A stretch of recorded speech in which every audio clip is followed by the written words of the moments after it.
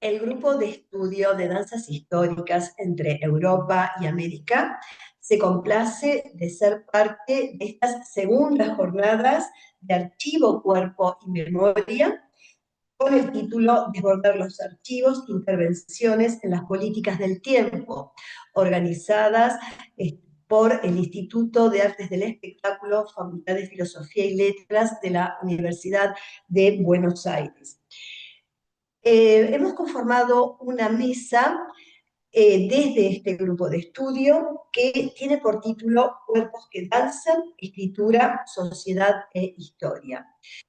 Y las personas que la conformamos somos Carolina Bonacci, Ana María Vela, Rodrigo y Teresita Campana. En este momento voy a coordinar la mesa y quiero marcar algo que ya está de alguna manera instituido desde el mismo espacio de organización, que es nombrar el objetivo que tiene esta jornada, este encuentro. Principalmente promover el intercambio, generar un espacio de encuentro sobre asuntos vinculados al abordaje del pasado en las artes del espectáculo, las distintas aproximaciones de los documentos y la indagación sobre el carácter performativo de la memoria y los archivos. Y si hay algo que rescato en esta mesa, justamente, es el hecho de promover el intercambio y generar el espacio de reflexión. ¿Por qué digo esto? Porque justamente desde el Instituto de Artes del Espectáculo, en este año 2025, se conformó una red americana de profesionales de danzas históricas.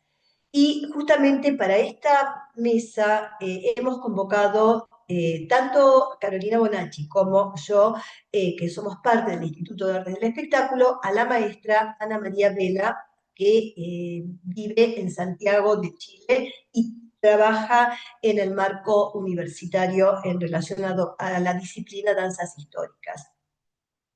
Entonces, quiero decir que me siento muy complacida por este hecho en el que los objetivos que tiene la propuesta de las jornadas se cumplen de manera realmente más que evidente. Bueno, sin ampliar demasiado o extenderme demasiado, quiero ya dar comienzo a la presentación de nuestros trabajos. Y bueno, voy a comentar que toda nuestra producción tiene que ver con lo que se llama el trabajo históricamente informado, de ahí justamente el título de nuestra mesa, centrado en la historia y en los documentos que utilizamos para basar nuestro trabajo tanto performático como de investigación de los conceptos que necesariamente tienen que sostener toda investigación para traer el pasado al presente. Eh, bueno, en principio lo que voy a hacer es comentarles cómo va a ser el orden de presentación, nada más que por una cuestión, casi diría, de presentación cronológica de nuestros contenidos.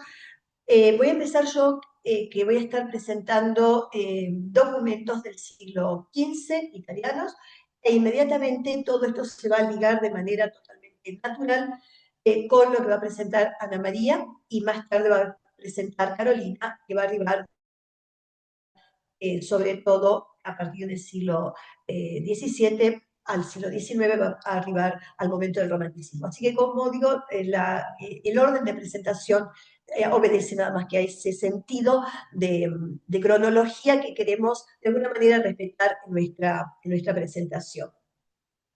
Y creo que es relevante presentarnos también en nuestros antecedentes curriculares, y solamente insisto a los efectos de que empiezo a hablar primero yo, voy a presentarme a mí misma para que tengan, digamos, una aproximación, insisto, sobre nuestra formación y nuestro alcance profesional en la materia.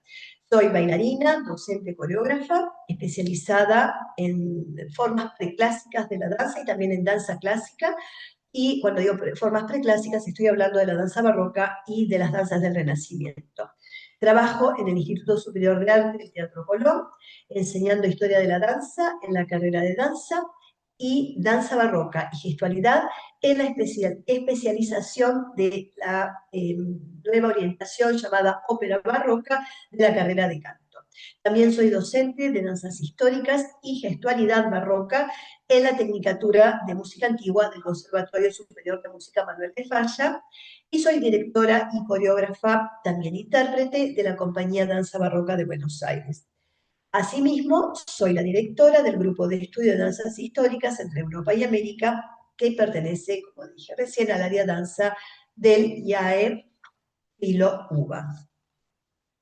Si me permitís, Carolina, yo ya empiezo a compartir mi trabajo, a ver si esto ya lo puedo estar presentando. Bueno, un segundito, por favor. Siempre la parte técnica es como la más...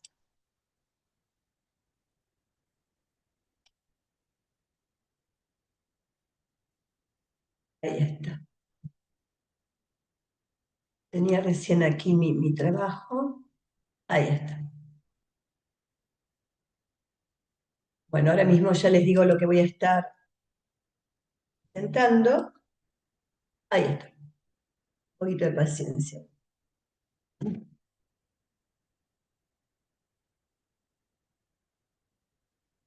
Ampliar esta presentación y como dije antes, para estar en consonancia con las jornadas, con el tema de las jornadas, archivo cuerpo y memoria,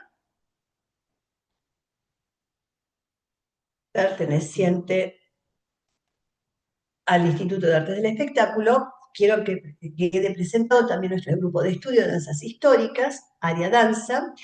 Reitero el nombre de la mesa, Cuerpos que Danzan, Escritura, Sociedad de Historia. A propósito de eso, yo me voy a centrar en el siglo XV. Y la temática que voy a abordar tiene por título La construcción simbólica del cuerpo del cortesano, tratados italianos del siglo XV. El tratado de danza del maestro Guglielmo Lebreo, llamado De Pratica, Seu Arte, Tripudi Vulgare Opusculum, es uno de los primeros manuscritos en la historia de la danza, antecedido por la obra de su maestro Domenico da Piacenza, De Arte Saltandi et Choreas Ducenti.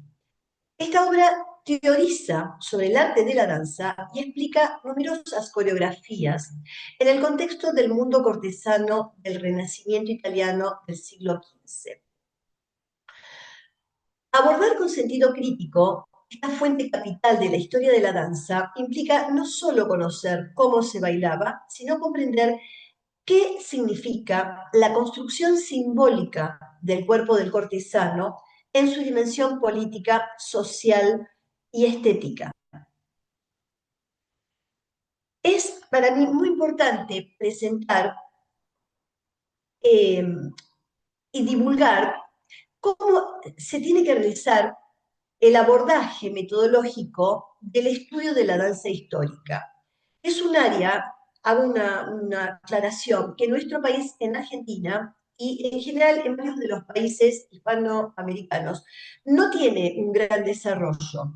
Probablemente sí lo tenga, incluso en ámbitos institucionales, la música histórica, la música antigua, pero no la danza antigua, que es un nombre genérico, o danzas históricas y demás. O sea, no tiene sobre todo una presencia fuerte en las currículas de las instituciones. Entonces, me parece muy importante presentar cómo se tiene que hacer el abordaje metodológico cuando se estudia danzas históricas, por ejemplo, danzas del Renacimiento o barrocas.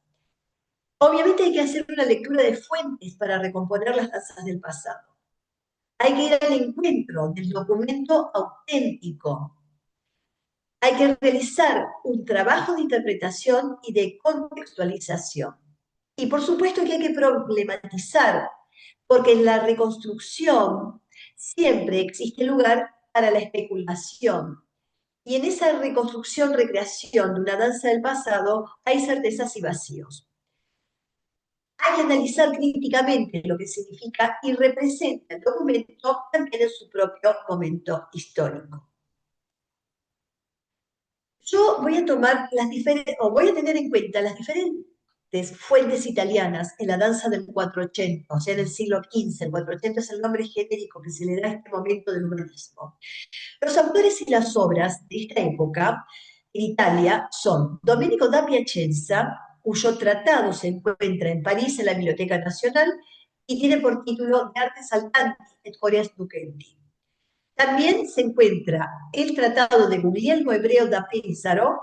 El tratado está en la Biblioteca Nacional de París y se llama, como ya lo cité, De Pratica seu arte tripudi vulgare opusculum. Y en tercer término, Antonio Cornazzano. Su tratado se encuentra en Roma, en la Biblioteca Apostólica Vaticana, y el libro se llama Libro del Arte del Danzare. En relación a las características observables respecto del ideal del cuerpo en movimiento, las fuentes italianas de danza ponen el acento en la liviandad, término que es la leggerezza, y la gracia, con un movimiento del cuerpo que ondula en altura. El movimiento lento del caminar, alzando, bajando el cuerpo sin abandonar el suelo, también puede haber movimientos rápidos, no necesariamente todo esto tiene que ser lento. Y hay danzas propias de los salones principescos caracterizadas por la mesura y la dignidad en su ejecución. Esto es lo que se observa en general en las fuentes del siglo XV. Y me concentro entonces en el libro que a mí me interesa, que se llama De Praticas Arte Tripudi Vulgare Opusculo. Es interesante observar que el título está en latín, pero el texto está en italiano. La obra, escrita por Guglielmo Lebreo, está dividida en dos partes. La primera, la reflexión sobre el arte de la danza. Dice, la danza no es un arte mecánico, sino una forma superior de expresión. La danza es el medio que une al hombre con la divina proporción del universo. Fíjense que aquí tenemos una posición filosófica al respecto. Guglielmo también teoriza sobre las características esenciales propias del arte del danzar, cosa que voy a exponer inmediatamente. Hace luego, en la segunda parte del libro, la presentación de las danzas. En principio, la basa danza dirá que es nobile e misurata, o sea, noble y medida. Y también va a presentar diferentes balli. Guglielmo da nombres precisos a los pasos y también es claro en decir cómo es el desarrollo espacial de las danzas. Fíjense aquí, por ejemplo, la primera hoja de la basa danza llamada la Pellegrina. Como dije antes, la explicación del texto está en italiano y dice, es muy claro, y prima doi sempi e doi doppi cominciando col pie sinistro. O sea, se entiende, al comienzo dos simples y dos dobles comenzando con el pie izquierdo. Bueno, no voy a leer todo esto, pero fíjese que se tiene un acceso directamente a la fuente, al texto escrito. Y acá tenemos una iconografía que muestra a esta basa danza llamada la Pellegrina in Tre. Es interesante también como fuente porque nos da un rápido acercamiento ya desde lo visual respecto de los trajes, la colocación del cuerpo, la música, es decir, es un elemento de muy contundente información este cuadro. Voy a hablar de la importancia de la primera parte teórica, que, digamos, es lo que, de alguna manera, lo que está diciendo Guglielmo Lebrino replica los mismos conceptos que tuvo de su maestro, Domenico da Piacenza. En la primera parte se describe la gramática del movimiento, basada en los elementos constitutivos de la danza. La medida, o sea, la música, la memoria. Estoy citando directamente a Guglielmo Lebrino, o sea, la memorización, compartimento di terreno, o sea, el uso del espacio, aiere, elevación con sentido de liviandad, la maniera, el estilo, el porte, la gracia, el movimiento corpóreo, o sea, una combinación de elevación y gracia, Y estos tres últimos puntos, si lo observamos, tienen que ver con una concepción estética del movimiento, o sea, elevación con sentido de liviandad, estilo, porte y gracia. A mí siempre me ha sucedido una cosa muy particular en pensar qué increíble que esta teorización en relación al arte del movimiento fue escrita en el 1400, perdón, digo bien, en el 1400, o sea, en el siglo XV, cuando en realidad muchas veces las personas del mundo de la danza quedamos un poco más supeditadas a las producciones de de los últimos tiempos, ¿verdad? O tal vez del siglo XX para acá. Pero observemos cómo 600 años antes ya la reflexión necesaria, teórica, sobre el mundo del danzar ya viene explicitada y sobre todo viene escrita y se publica además. Quiero resaltar un par de palabras clave como estas, la belleza, la virtud y el alma gentil. Y voy a leer el texto en italiano, lo que dice Guglielmo Lebreo. Il bel danzar che con virtù s'acquista e dar piacere all'anima gentile, conforta il cuore, fa il più signorile e porge con dolcezza allegra vista. Fíjense que su propio nombre está escrito en latín. Y eso es algo sobre lo cual voy a hacer referencia. Nombro algunas palabras que me parecen relevantes. La belleza, o sea, el bello danzar, la virtud, el placer. Y sobre esto aproximo una paráfrasis, o sea, una interpretación de esta concepción poética que podría entenderse así. El modo de danzar bello que se adquiere con virtud para dar placer al alma gentil, o sea, fíjense la gentileza del alma, que también es gentileza del cuerpo, reconforta el corazón y lo hace más señorial, o sea, el corazón de quien baila, pero también el corazón de quien observa, y ofrece con dulzura una visión alegre. O sea, fíjense las palabras clave, ¿no? Lo señorial, la virtud, la visión de algo que está atravesado por un sentido virtuoso y bello. Entonces, esta concepción estética necesariamente se relaciona con una concepción filosófica. Y aquí me remito a la filosofía imperante en ese momento, en el 480 italiano, que es la filosofía neoplatónica y la concepción del arte en relación al concepto o a los conceptos filosóficos. Necesariamente tenemos que remitirnos a Marsilio Ficino, que fue un sacerdote, un filósofo, un filólogo perteneciente a la corte florentina de los Medici. Y Marsilio Ficino se centra en la idea de que el arte es una manifestación de la belleza divina y una forma de elevar el alma humana hacia lo divino. Influenciado por Platón, el neoplatonismo veía el arte como un puente entre el mundo sensible y el mundo inteligible, un medio para la contemplación de las ideas eternas y la unión con Dios. Ficino otorga un lugar especial a la música, considerándola como el arte más cercano a la armonía divina, capaz de expresar las leyes metafísicas y de conectar directamente con lo divino.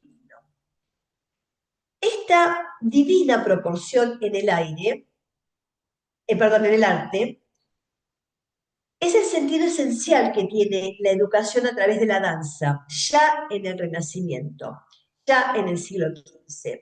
Y es una cuestión tenida conscientemente en cuenta por los maestros de danza, que son los que educan el cuerpo de los cortesanos, tanto cuando componen las coreografías como cuando las enseñan. ¿Por qué? Porque enseñar a danzar significa la construcción del cuerpo social de los nobles, acción que se corporiza a través de cánones de belleza caracterizados por la proporción, la armonía y el equilibrio, conceptos que en realidad no solamente quedan en el mundo de la danza, sino que sabemos perfectamente bien que se da en el marco de la pintura, la escultura, la arquitectura. Vale decir, la representación del cuerpo del hombre y de la mujer de la corte se espeja como cuerpo político, es expresión del poder de la señoría, que sería la entidad política típica del 480 italiano, la señoría, las diferentes cortes.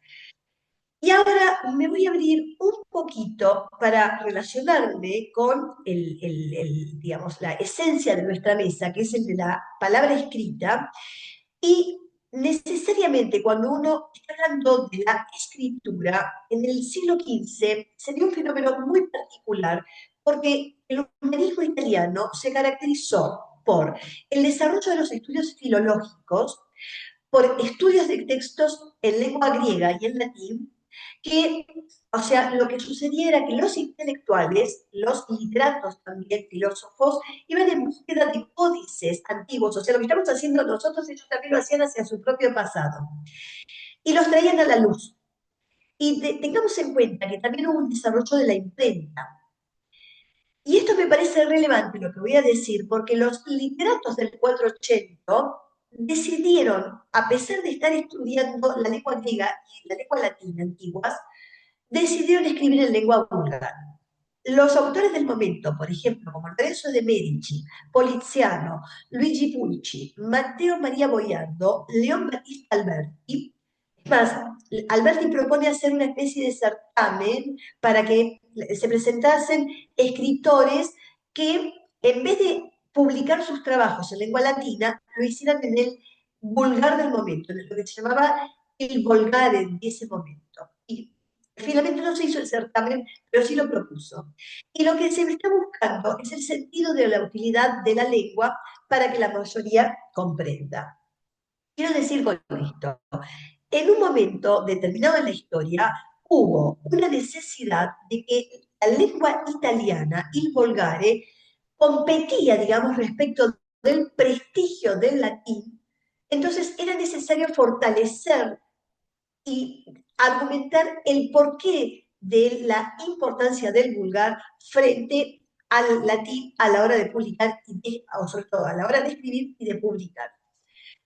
¿Por qué? Porque, como dije recién, la lengua siempre va a estar asociada al prestigio. Ese momento histórico fundamental para el mundo de la escritura en lengua italiana fue el 480. ¿Por qué? Porque, como dije recién, había un debate en el seno de la literatura sobre si la lengua vulgar del italiano del siglo XV tenía el mismo prestigio y valor que la lengua latina. Esto es conocido en la historia de la lengua italiana con el nombre de la cuestión de la lengua. Es un eje de discusión que atraviesa asimismo la historia de la literatura italiana. En ese momento se habla del prestigio de la lengua florentina. Y sabemos perfectamente bien que una lengua es una construcción identitaria. El prestigio social de la lengua.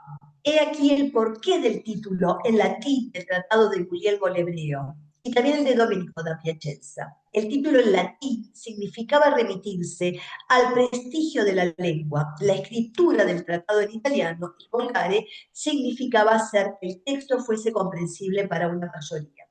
Por otro lado, la publicación del manuscrito implicó en su momento la posibilidad de expansión del texto, pues permitía tener un alcance mayor al ser leído por los nobles de las diferentes cortes de las ciudades italianas. La escritura, el vehículo que puede sobrevivir al paso del tiempo, aún con fragilidad, es lo que da pervivencia al pensamiento. Y tal es la dimensión que tuvo a lo largo de la historia el trabajo escriturario de los maestros de danza. En la práctica actual, leer tratados de danza para reconstruir las diferentes formas danzadas significa traer el pasado al presente para que los sonidos, los movimientos y los signos de una determinada corporalidad puedan replicarse y multiplicarse en su dimensión estética y social. Bueno, hasta aquí entonces la presentación de mi trabajo. Doy entonces lugar a eh, vamos a Ana María, que nos va a presentar su ponencia. Quiero presentarla, Ana María, Vela Rodrigo, es bailarina, docente, coreógrafa, trabaja en la Pontificia Universidad Católica de Chile como docente de danzas antiguas, renacentistas y barrocas en el Instituto de Música. Ana María ha participado en numerosos proyectos de teatro y música antigua como bailarina, coreógrafa y en puestas en escena. En tanto directora del taller de danzas antiguas, ha obtenido premios nacionales de las artes y también sus proyectos han sido, digamos, parte de, para ser, digamos, apoyados. Es ganadora del premio Alcázar. Bien, Ana María, yo te doy directamente la palabra y queda entonces en ti la presentación de tu tema y del título de tu ponencia. Eh, bueno, muy buenas tardes. Yo aquí no tengo una presentación de PowerPoint o algo así, pero porque mi ponencia es bastante reflexiva y ahora lo van a entender por qué. El título es Luces de las danzas históricas para el siglo XXI en sus escritos e interpretación. Quisiera agradecer esta invitación a participar en la segunda jornada de Archivo, Cuerpo y Memoria, organizado por el Instituto de Artes del Espectáculo y la Cátedra Problemas de la Danza de la Facultad de Filosofía y Letras de la Universidad de Buenos Aires. Y especialmente agradecer también a Teresita Campana y Carolina Bonacci por su dedicación a las danzas históricas con gran pasión y amor. ¿Por qué el título de Luces de las danzas históricas para el siglo XXI en sus escritos e interpretación? Por una parte, tengo la certeza de que en las danzas antiguas hay una conexión espiritual especial. Nuestra maestra Sara Vial, que estuvo casi 30 años dedicada a las danzas antiguas, decía que ese era su secreto y decía, has descubierto el secreto y el tesoro de las danzas antiguas. Y por otra parte, creo que hoy es más necesario que nunca poner en valor la riqueza y el aporte de las danzas antiguas a través de sus documentos y de su práctica para el ser humano de hoy tan convulsionado. Este nuevo siglo ha traído cambios enormes, tanto sociales como tecnológicos. Las redes sociales absorben nuestra atención, nos hacen consumir de manera rápida y casi inconsciente pequeños fragmentos de información que se olvidan pronto. Esto nos recuerda constantemente lo efímero que es todo. La inteligencia artificial también ha cobrado un gran protagonismo y entonces surge la pregunta, ¿dónde queda la necesidad de reflexionar, de dialogar, de encontrarnos con otro ser humano? El exceso de inmediatez, la intolerancia al proceso, la dificultad de aceptar la frustración son síntomas cada vez más frecuentes. Sin embargo, el hecho de poder estar aquí con ustedes ahora compartiendo nuestra investigación y mencionar también el primer encuentro de investigadores latinoamericanos en la Red Americana de Profesionales de Danzas Históricas ha sido todo gracias al gran aporte que implica la tecnología bien utilizada. Cuando Sara Vial y nuestro grupo investigaba, pensábamos que éramos los únicos latinoamericanos y era una odisea acceder a un documento de danza histórica.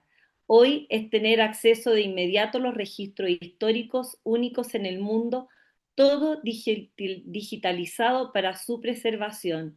Esto realmente es un antes y un ahora que ha sido todo un descubrimiento y una apertura.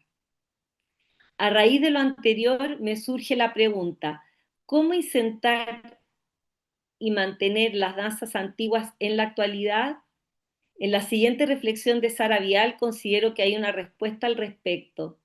Nunca hay que olvidar que de lo que hablamos es del ser humano y la historia es el ser humano. Y este ser necesita retroalimentarse de las vivencias de otros para aprender, analizar, deducir y reflexionar. Y siendo un ser vivo, al experimentar la historia a través de la danza, lo conecta con el misterio de su existencia. Por eso, la importancia de reparar en la mirada con el otro, mirarse a los ojos mientras se habla, mientras se danza. Mostrarle nuestra verdad y recibir su verdad es un acto de valentía que nos humaniza, y el encontrarnos con la verdad de nuestra historia es encontrar un tesoro, es encontrar tranquilidad y alcanzar una madurez. Cuando pienso en danza antigua, pienso en la historia de la humanidad. Siento pasión, elevación del espíritu y el alma, alegría de compartir y dialogar con los demás a través de los gestos, los pasos y la mirada. Es importante la existencia de cada uno de nosotros como un ser único e irrepetible, que trasciende en el tiempo y en su historia en mayor o menor medida, pero pertenecemos a ese eslabón de la historia. El misterio de la danza está en la interpretación y eso exige poner el alma. Esta reflexión es también de Sara Vial Donville, directora del Taller de Danzas Antiguas. Lo vivió, lo plasmó en coherencia, transmitiendo profundamente en todo momento la importancia de hasta el mínimo gesto con sentido y belleza. Nuestro cuerpo, con toda su complejidad física, biológica, espiritual y sensorial, ha quedado marginado entre tanta tecnología y redes sociales. Su misterio, su dignidad y su profundidad. Por esto es necesario dar a conocer las citas de los documentos antiguos de danza que den luces y fundamentos a la búsqueda del ser hoy día. Estos documentos son un tesoro para la humanidad por su contenido intelectual y poder recrearla fielmente en el presente. ¿Qué significa la danza registrada en palabras? El arte de la danza me atrevería a decir que es la expresión más efímera y ha sido la más difícil de registrar en palabras, la ejecución del cuerpo bailando íntegramente.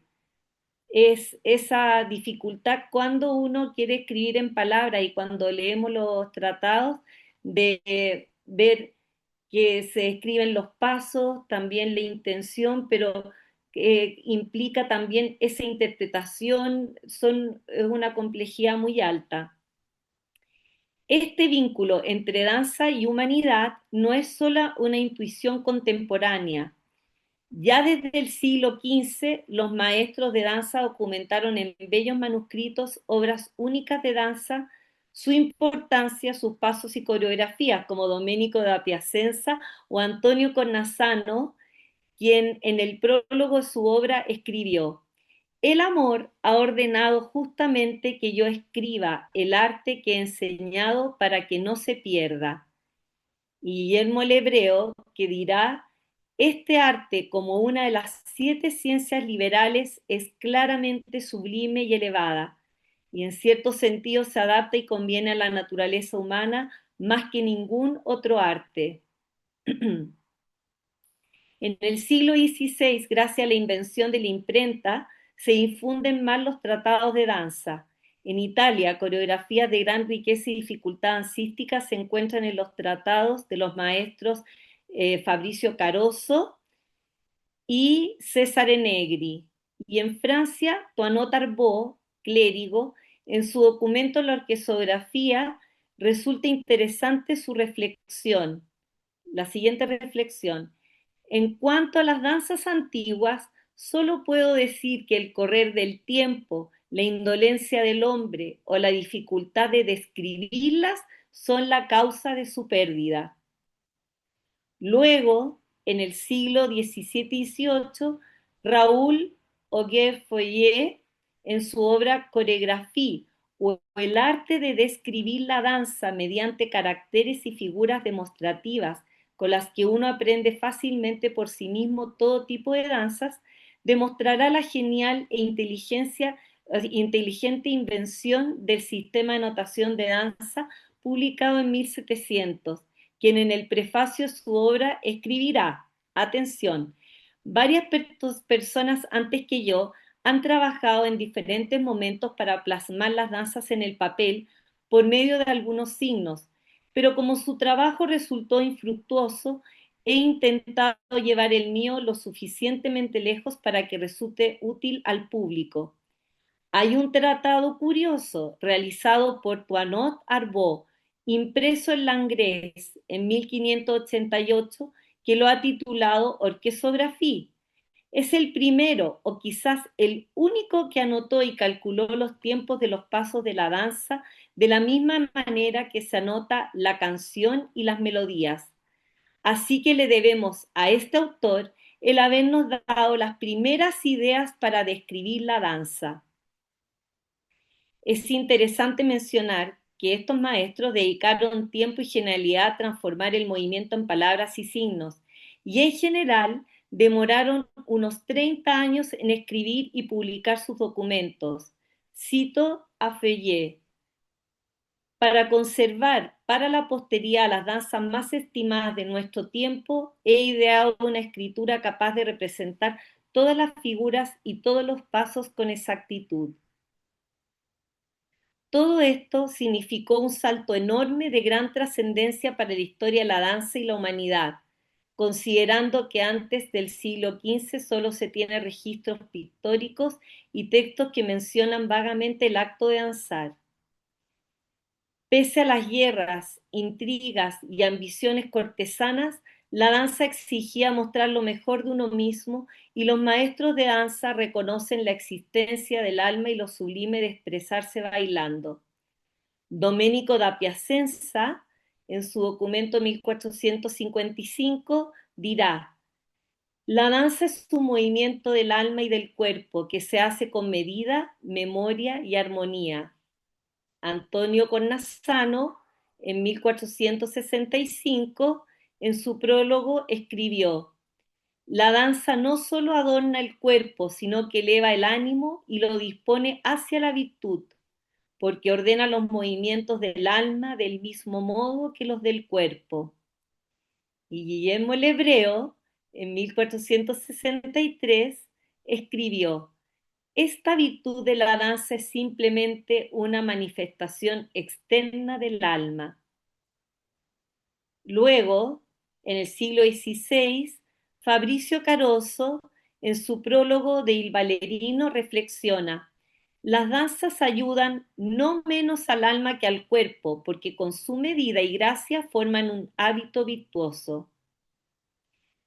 Bailar era y es mucho más que ejecutar pasos, es un diálogo sin palabras, el cuerpo entero comprometido en expresar el momento presente. Como decía Arbot en 1589, la danza es una especie de retórica muda, en la que el orador, sin emitir una sola palabra por sus movimientos, expresa a los espectadores la alegría, la dignidad y el amor. En esto es reconocer la capacidad potente de la interpretación para transmitir las emociones y repercutir en el otro, y esto es una retroalimentación muy necesaria, indispensable. Pierre Rameau, ya en 1725, escribe: es necesario que los ojos se armonicen con los pasos, pues la danza no es un ejercicio mudo, sino un lenguaje dirigido a quienes os miran. Y luego, Michel de Puret, un teórico de la danza, escribió una simple, quizás obvia, pero potente frase: en la danza apareces tal como eres. La danza histórica comunica mediante el lenguaje más sutil del cuerpo pequeños gestos, pero potentes por su interpretación. El cuerpo no miente y transmite ese misterio tan profundo que tiene alma, y los ojos son el puente al alma. El respeto, la honestidad, la verdad son pilares de una sana convivencia social, y esta es una invitación a descubrir y valorar el aporte de los documentos y obras de estos grandes maestros. Sin ellos no podríamos conocer lo que conocemos con cierta propiedad, poder bailar imaginando y entendiendo su música, su vestuario, su pensamiento, sus vivencias a través de sus biografías y documentos históricos.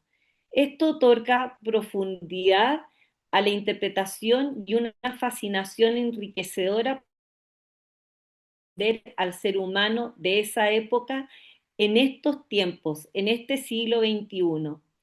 Y encarnar la historia a través de la danza es una manera y que todos somos seres humanos, imperfectos pero fascinantes.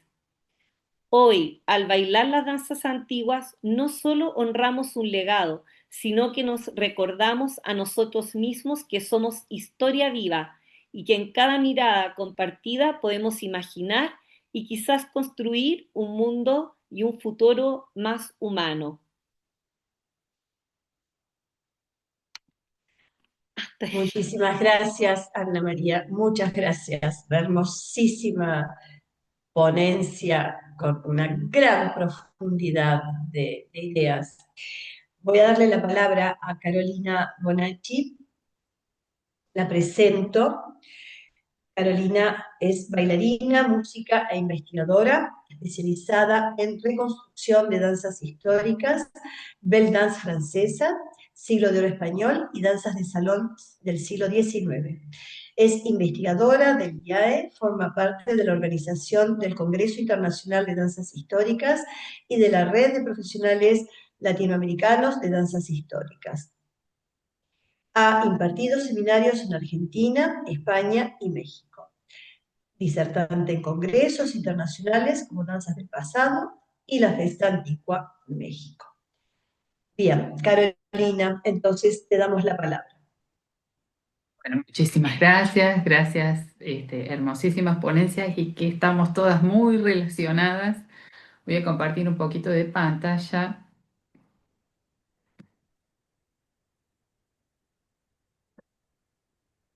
Ahí estamos. ¿Se ve bien? Sí. Bueno, estamos en las segundas jornadas de Archivo, Cuerpo y Memoria.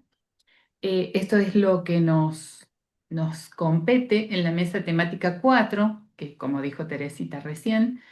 Yo voy a hablar de Feyet al romanticismo, del archivo al cuerpo efímero danzante.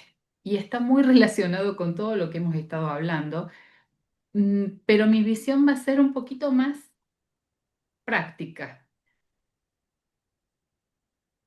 En este escrito expondremos las metodologías y prácticas, justamente lo que hablaba Teresita, utilizadas en el estudio de las danzas históricas, y analizaremos los escritos más relevantes del siglo XVIII y algunos ejemplos del siglo XIX. Tomaremos en cuenta los principales tratados de este periodo, considerando las diferencias sustanciales entre ellos, lo que nos cuentan y lo que callan. Abordaremos la problemática de un arte efímero e irrepetible, en el intento de una reconstrucción con otras corporalidades y las variantes que debemos tener en cuenta para lograr el mayor acercamiento posible al ideal de una representación escénica viable.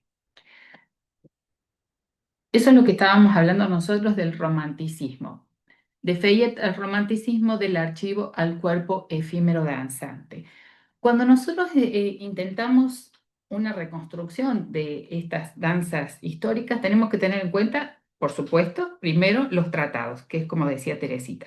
Primero hay que ir a los tratados. ¿Cuál es nuestro tratado fundamental en las danzas barrocas o la belle dance? El tratado que nombró Ana María, Chorégraphie ou l'art de décrire la danse, que hay alguna cosa muy graciosa, Fayette se lo arroba, Fayette se lo apropia, pero en realidad fue, según está constatado, su maestro, el propio maestro Beauchamp, que era maestro de danza de Luis XIV, el dueño de este sistema de notación. Si bien es cierto que Luis XIV encarga a sus maestros que inventaran un método, que publicaran un método en el cual estas danzas se inmortalizaran y se pudieran transcribir y la gente pudiera conocerlas, el primero que lo hace, que las publica, fue el maestro Feyé. Eh, Posiblemente fue, digamos, el que se puso a realizar este trabajo tan hercúleo, y una vez publicado, con el permiso de Luis XIV, se creó una gran controversia porque porque Beauchamp fue ante el rey a solicitar que se incluyera también su nombre, a lo cual, por lo tanto, desde ese momento se lo conoce como el sistema Beauchamp-Feuillet. Es por eso. Lo que estamos viendo en estos momentos son algunas imágenes de lo que sería este método de escritura de notación dancística. En este método podemos observar que en la parte superior de cada hoja o de cada página de una danza a realizar se encuentra un pentagrama con, en general son 8 o 10 compases de música, y a continuación el desarrollo espacial y de pasos para, para las personas involucradas en esta danza. En este caso de esta coreografía son dos personas, un varón y una mujer. Esta no es la primera página, sino que es segunda o tercera página. Y esto es, este sistema que está escrito, el Immeuble Bancaire, que es un look, esta danza una danza social de pareja de 1701, está escrita en el sistema que Messier Feuillet publica, que corresponde a Beauchamp, y es el sistema de notación de Beauchamp-Feuillet. Otra fuente fundamental que nosotros utilizamos, las dos fundamentales a mi forma de ver, es el maestro Pierre Rameau, que también nombró Ana María, es el maestro de danza de 1725. En el maestro de danza, si bien también tenemos como algunas danzas, algunas notaciones de danza que se repiten, eh, Pierre Rameau lo que hace es intenta como ayornar un poquito el tratado con algunas especificaciones más, pero lo que sí logra es una descripción detallada, que no lo teníamos en Feuillet. En Feuillet simplemente nombra los pasos y su forma de representarlos, pero Rameau se concentra en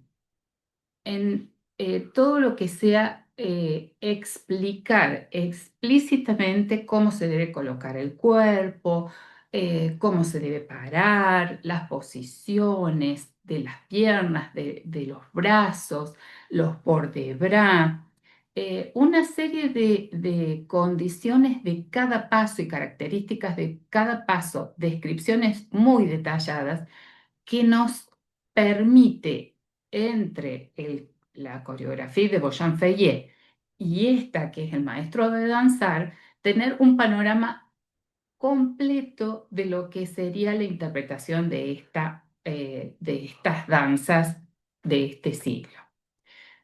¿Qué tenemos que tener en cuenta? Además del contexto social y el contexto político, estas danzas eran interpretadas por nobles. Estas danzas que nosotros tenemos, estos escritos, no eran danzas populares, sino que eran de la alta nobleza. Toda la corte danza, las cortes francesas son muy danzantes, eh, y la belle dance tiene su origen en Francia, en la corte de Luis XIII primero, ahí es donde comienza, y la corte de Luis XIV es privilegiada con el desarrollo, el gran desarrollo que tiene esta danza, tanto en lo teatral como en lo social.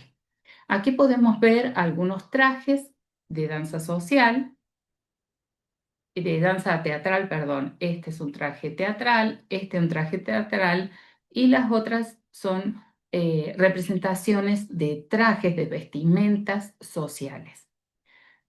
¿Por qué centro mi atención o rescato la importancia de la vestimenta? Porque así como hablábamos hace un ratito de los maestros italianos, que era importante la partición del terreno, la elegancia y la mesura, eh, hay algo que nos contiene y que nos limita, y es el vestido, es el vestuario, es lo que nos ponemos encima. En este periodo, tanto la mujer como el varón tienen vestuarios muy restrictivos. La mujer cuenta con un corset, con panier, con varias faldas, vestidos que son muy pesados. En el siglo XVII prevalecen los escotes, hoy le llamaríamos bote, que impiden que los brazos se eleven demasiado. En el siglo XVII hay mangas muy pegadas que también impide que los brazos se eleven por encima de la cabeza. ¿Pero por qué? Porque estaba muy mal visto, era de muy mal gusto que los brazos se elevaran. Y por lo tanto, si ustedes miran las posiciones de los brazos de toda esta gente, verán que no sobrepasa el hombro, tal cual vemos en esta posición del maestro Rameau, que este es el port de bras que se utilizaba en esta época. Fíjense que el brazo no sobrepasa la cabeza. Estaba mal visto que esto sucediera, podía pasar en una danza teatral, en algún gesto magnificente de algún personaje en específico, pero en una danza social estaba muy mal visto. Entonces, ¿qué tenemos? Por un lado tenemos los tratados originales, que hoy tenemos, como dijo Ana, tenemos la maravillosa tecnología para poderlos ver en detalle y maximizarlos todo lo que uno necesite. Tenemos el vestuario y tenemos los instrumentos. Es decir, la música particular de este periodo también tiene un lugar muy importante en la reconstrucción de las danzas. No solo la música, sino la técnica y los instrumentos,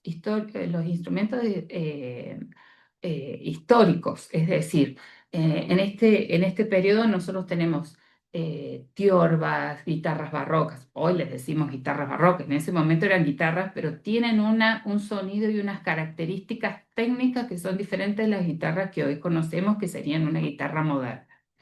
Teníamos claves, tiorba, flauta traversera, viola da gamba, espinetas, etcétera. Tenemos una gran cantidad de instrumentos y una característica muy específica que es el bajo continuo, que es instrumentos bajos, que podía ser el clave, que interpretaban un acompañamiento que se improvisaba dentro de unas reglas totalmente conocidas por todos los músicos, pero que se hacía en el momento. Entonces, tenemos una técnica específica en la danza, tenemos manuales de danza específicos, tenemos un vestuario específico, tenemos una música muy particular, con una técnica muy particular, con instrumentos, y tenemos las partituras originales que nos llevan a poder ayudarnos a representar estas danzas. A partir del 1700, que es cuando se publica la obra de Beauchamp-Feuillet, digamos, se plasma, todo esto se sigue en desarrollo, por supuesto. Se supone que que en 1750 termina el periodo barroco, pero eso sigue en constante evolución y transformación. El arte de danzar a la francesa, que es de Pablo Minguet y Hierol, es de 1758, es español y sin embargo sigue con exactamente todos los mismos preceptos de lo que estamos viendo 58 años después. Quiere decir que en este tiempo todo ha seguido igual, nada se ha modificado. Estos tratados que son del señor Malpied, de Messier Malpied, de 1770, él escribió un tratado y las últimas coreografías son de 1780 del Messier Malpied. También siguen los mismos preceptos, se siguen rigiendo con la notación Beauchamp-Feuillet, y básicamente no hay diferencia ni nada ha cambiado. Este sería el último tratado que por lo menos yo tengo información, el Menuet Dauphin, de Messier Marcel, es de 1786. Fíjense qué fecha tan exacta y rigurosa. ¿Por qué? Porque en 1789 ocurre la Revolución Francesa, que sacude a todo el mundo occidental. Entonces, frente a semejante cambio de régimen, con todo lo que conlleva la Revolución Francesa, con, bueno,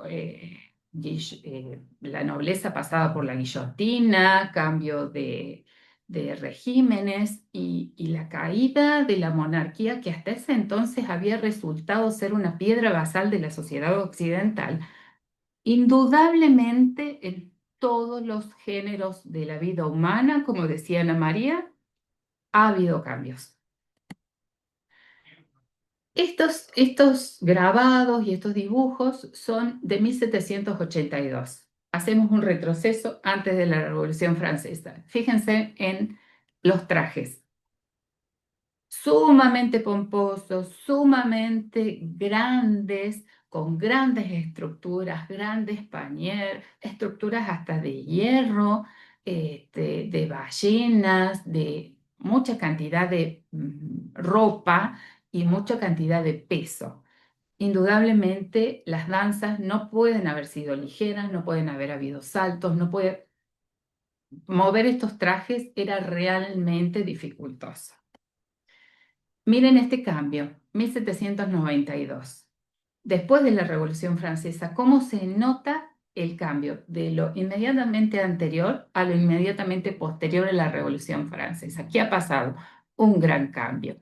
Las figuras ya se afinan, se siguen usando un corsé que aprisiona, pero fíjense que la figura femenina ya se va simplificando. Por lo tanto, también se pueden aumentar los movimientos, se pueden tener mayor...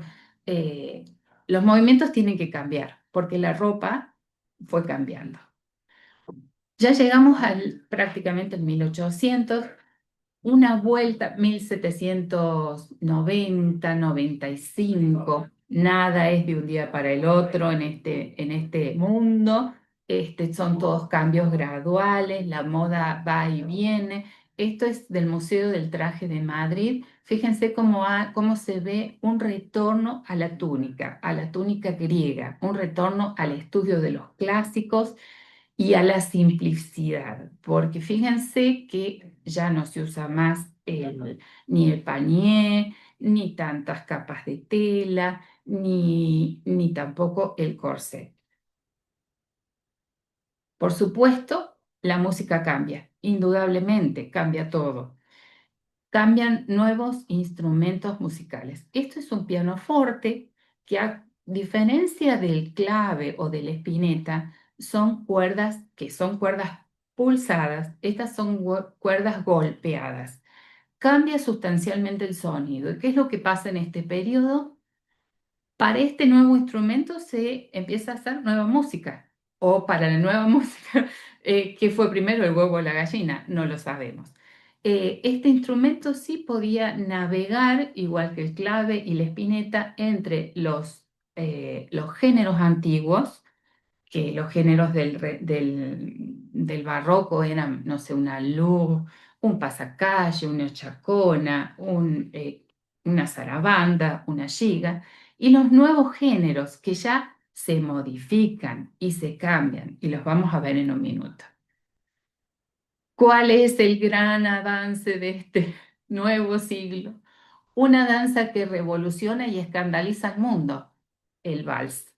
El vals cambia, es un baile de parejas, estamos viendo, esto es la descripción de Thomas Wilson en 1816, se puede ver el vestuario totalmente diferente, mucho más corto, mucho más llevadero, no hay corset, eh, y los pasos indudablemente también cambian. Eh, en este grabado, en este dibujo, que pertenece al libro de Thomas Wilson de 1816, se pueden ver de la figura 1,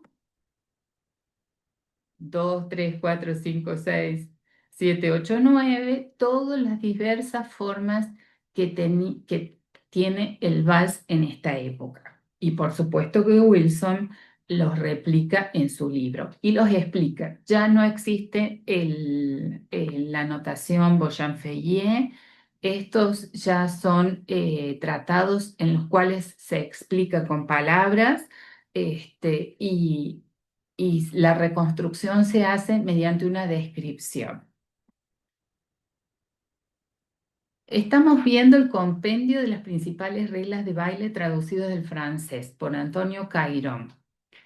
Este es un tratado que Cairón traduce. Él es un maestro francés. Este tratado es 1820. Y estos son, bueno, algunos de los trajes que siguen usando en la época. Hay algunas modificaciones, pero no son tan sustanciales. Y, por ejemplo, Cairón nos cuenta cuáles son las danzas que se bailan en este tratado. ¿Qué son danzas? Algunas un poquito más antiguas, pero son las danzas de este nuevo siglo. Nos habla de el bolero, el fandango, las seguidillas manchegas, el canario que hace desde el Renacimiento que viene, la danza prima, la gira, la greca, la gaita gallega, el bizarro, la jota, el landún, el villano, la tarantela, el zarambeque, el mitote, y después habla sobre las danzas de espada y otras danzas que son más antiguas, y nos habla sobre los diferentes caracteres de los bailes, sobre los movimientos de los brazos, sobre los movimientos de los pies, eh, las cualidades que debe tener un bailarín, las posiciones del cuerpo, las posiciones de las piernas, de los brazos, etc.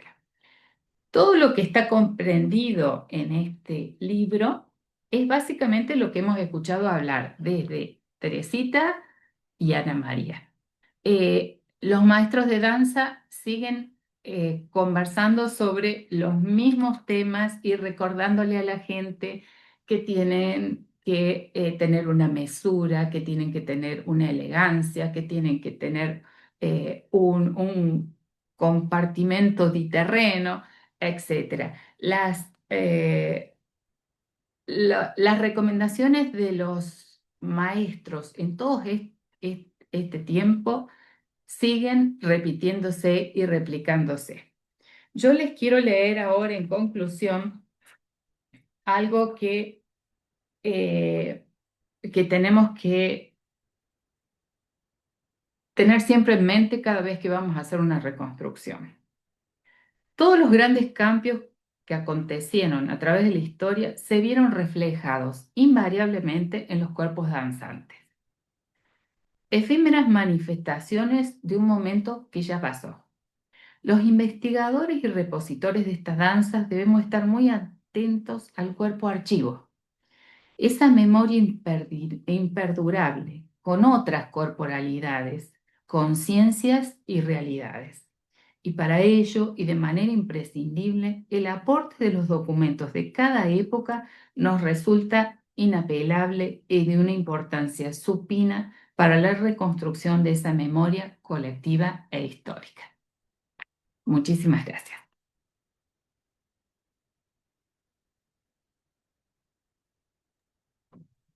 Muy amable. Bien, muchas gracias a vos, Carolina. Muchísimas gracias. Realmente creo que nos ha quedado un panorama tan vasto, ¿no? Que al menos a mí me sucedía al escucharte que era pensar en esos cuerpos que habitualmente uno los ve dibujados o impresos, que cobraban vida a través del movimiento, ¿no? Y bueno, creo que en esta mesa hubo algo que se repitió, que es justamente la importancia de la escritura y la necesidad de pensar siempre en el archivo que te hace cuerpo desde el momento en el que decidimos o interpretarlo o incluso traerlo a la coreografía actual, ¿no? Bien, no sé si hay algo que quieran agregar para dar el cierre a la mesa. Eh, Díganme si hay alguna idea que les haya quedado ahí dando vueltas para aportar a la presentación, ¿no? Que realmente estos espacios de interconexión y de reflexión sobre los cuerpos, los cuerpos archivos son sumamente importantes y muy interesantes, porque fíjense que las tres en la misma área, pero desde diferentes puntos de vista, estuvimos hablando sobre los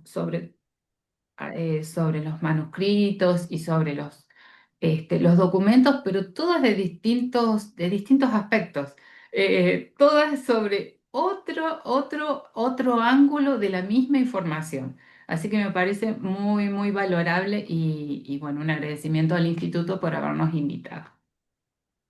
Sí, exacto. Eh, y es verdad lo que decís, Carolina, porque muchas veces en esta área tan pequeña y que necesita ser estimulada, el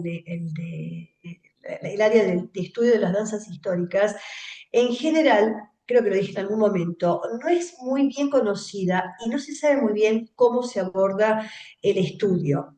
Y sin duda, la primera pauta de todo esto es irnos a la fuente auténtica, o sea, más allá de la bibliografía que uno consulta y que es necesaria, el primer paso que hay que dar es ir directamente al documento.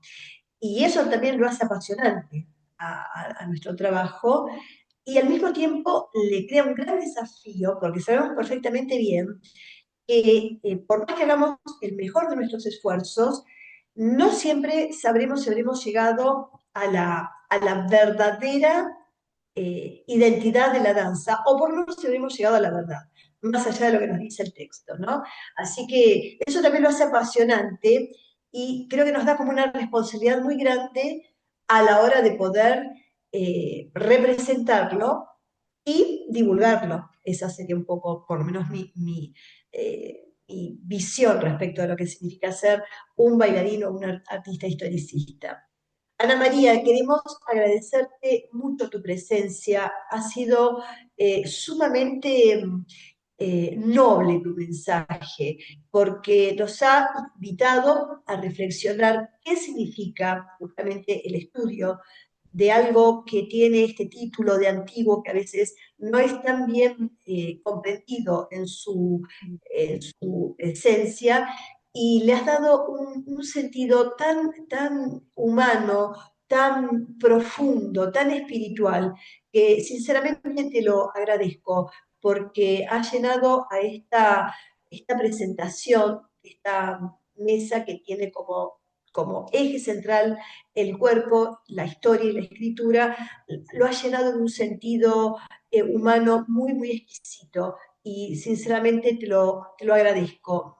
Me ha dado una gran eh, emoción sentirte. Y también insisto que el hecho de haber creado este año 2025 en el marco del DIAE esta red americana de profesionales hace que se ponga, digamos, o que no queden palabras, sino en hechos, la posibilidad de encontrarnos y de compartir saberes. Así que desde nuestro lugar, tanto Carolina como yo, en este Instituto de Artes del Espectáculo, en este grupo que tratamos de estimular con conocimientos, con reflexiones y demás, tenerte ha sido realmente una voz muy, muy preciada. Y yo agradecer a ustedes porque realmente me fasciné con las presentaciones de ustedes y justamente la conexión que hay entre las tres desde diferentes puntos de vista, pero es, o sea, mencionar de nuevo a los maestros y dar más fundamento a esta importancia de las danzas antiguas y muy agradecida de la posibilidad de poder exponer y con tanta libertad también. Así, Exacto, sí, exacto. sí. Así es que quedé fascinada con sus presentaciones y feliz de después poder tenerla y bueno, y ahí vamos a estar hablando. En Muy bien. Entonces, esta ponencia, perdón, esta mesa con estas tres ponencias queda publicada en el canal de YouTube del Instituto de Artes del Espectáculo. Invitamos a que puedan seguirnos y además que puedan estar también atentos a todas las mesas que se publicarán en el ámbito del canal de YouTube del IAE. Una vez más, lo mismo que Carolina acaba de decir, agradezco al Instituto de Artes del Espectáculo la posibilidad, la invitación que nos ha hecho llegar para ser parte de estas segundas jornadas.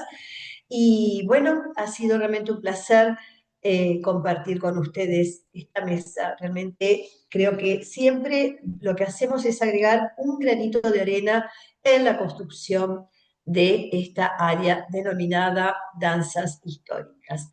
Así que muchísimas gracias entonces. Los saludo.